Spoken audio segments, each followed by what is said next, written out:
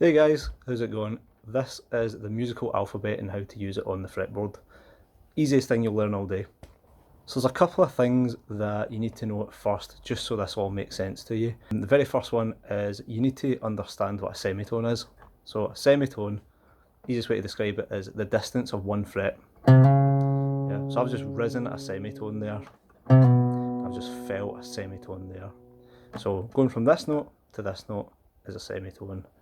This note to this note is a semitone. Also going from open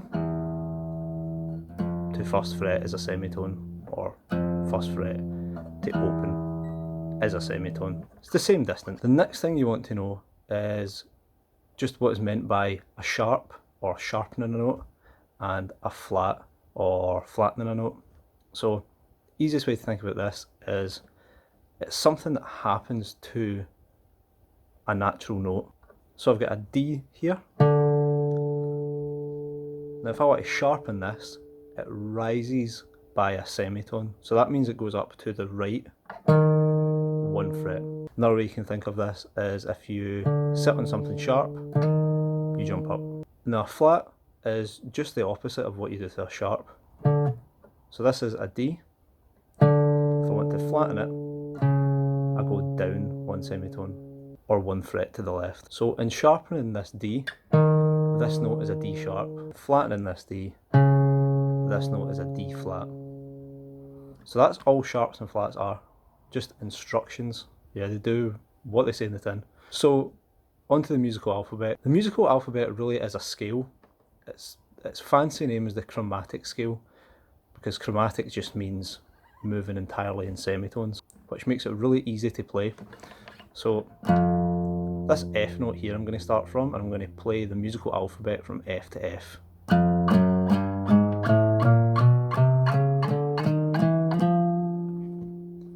So you can see there, all I was doing was going up one fret at a time. So if there's one important thing about the musical alphabet that will hopefully make it click in your brain, it is this.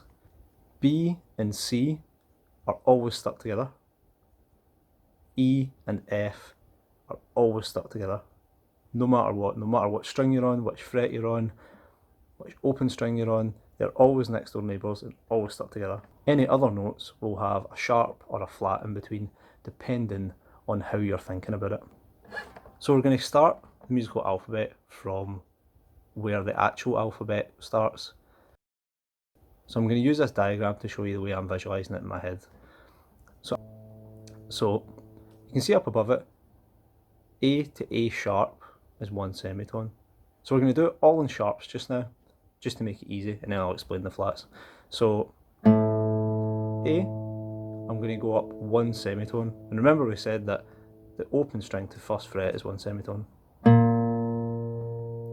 So this here would be A sharp, as you can see there. So risen, A has been sharpened. So A sharp. Now you can't sharpen A sharp any more than it already has been sharpened, so the next semitone up would rise to B, which, as I said, is always going to be stuck to C. So C isn't a B or an E, so you've got sharpened version of C next, which is C sharp. Can't sharpen C sharp anymore, so it rises to D, and then you just repeat the same thing.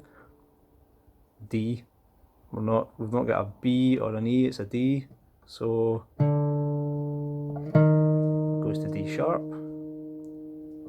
D sharp can't be sharpened anymore, so it rises to E.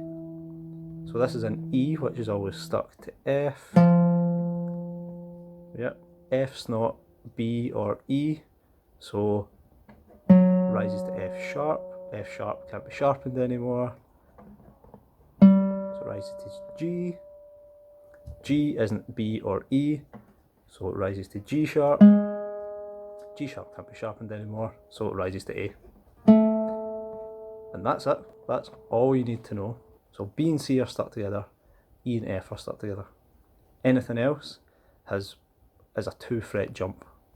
So if you wanted to play the musical alphabet in only natural notes, so what I mean by that is notes that haven't been sharpened or flattened, just as they are, this is how you would do it. So you'd go A, up 2 to B, yeah, 2 as in from open up 2 frets, B stuck to C, C goes up 2 to D, up 2 to E, E and F are always stuck together, up 2 to G, up 2 to A. And when you get to A, you could go up 2 to B, always stuck to C, up 2 to D, up 2 to E. So all your guitar really is the musical alphabet starting from different points on each string. That's all it really is. It's the same thing, just starting from different points. So the way that you can know the notes on your guitar neck without looking at a big horrible looking diagram of all the notes at once is just knowing how to functionally find them like this. So what I've done is I've underlined the open strings on the guitar in red in this diagram. Now just think of all of these little underlines as access points into the musical alphabet that you can use physically on your guitar. So for example, if I want to play all the natural notes on the B string, got to remember that B is open B, yeah?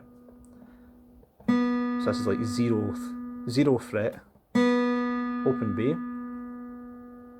I'm seeing that on the diagram there, which is stuck to C, so I'm now 1st fret, up 2 to D, up 2 to E, which is stuck to F, up 2 to G, up 2 to A, up 2 to B, which is stuck to C, and so on.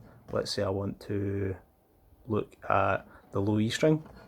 So I start from E in the alphabet, E, which is stuck to F, up 2 to G, up 2 to A, up 2 to B, stuck to C, up 2 to D, up 2 to E, stuck to F, up 2 to G, and so on. And when you get to the end of the musical alphabet, it just goes round like a continuous circle.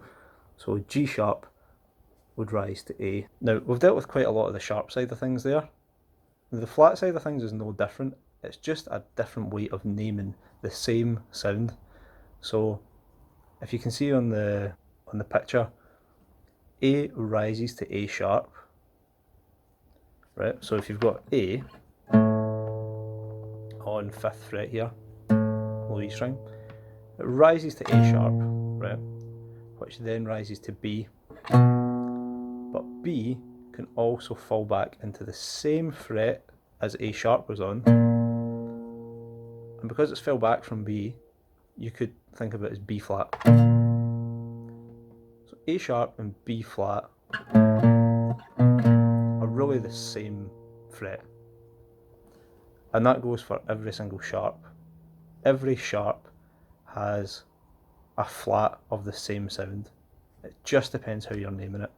When you get into spelling major scales, there is a way of naming them properly, but just now, just for visualising, just think of it directionally. Okay, so that's how to find the musical alphabet on the fretboard. It's really useless knowledge unless you know how you would use it.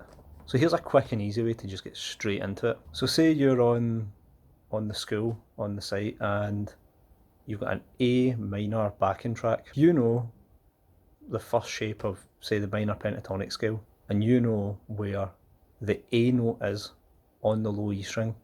You can immediately go and jam to it. So say I've got this A minor chord. Yeah.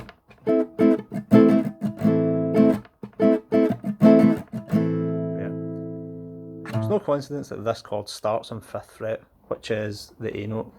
And the way you find that, E stuck to F, up 2 to G, up 2 to A. And this is the place where you stick your pentatonic pattern.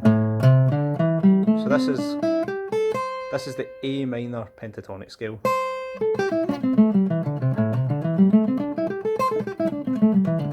Yeah. If the key randomly changed to B flat or A sharp minor, you've got up a fret. Now you're playing A sharp or B flat minor pentatonic, whichever way you want to think about it. Yeah. If the key rose to B minor, A sharp rises to B, B minor. All the notes are going to work. And then if it went up to C minor, B stuck to C,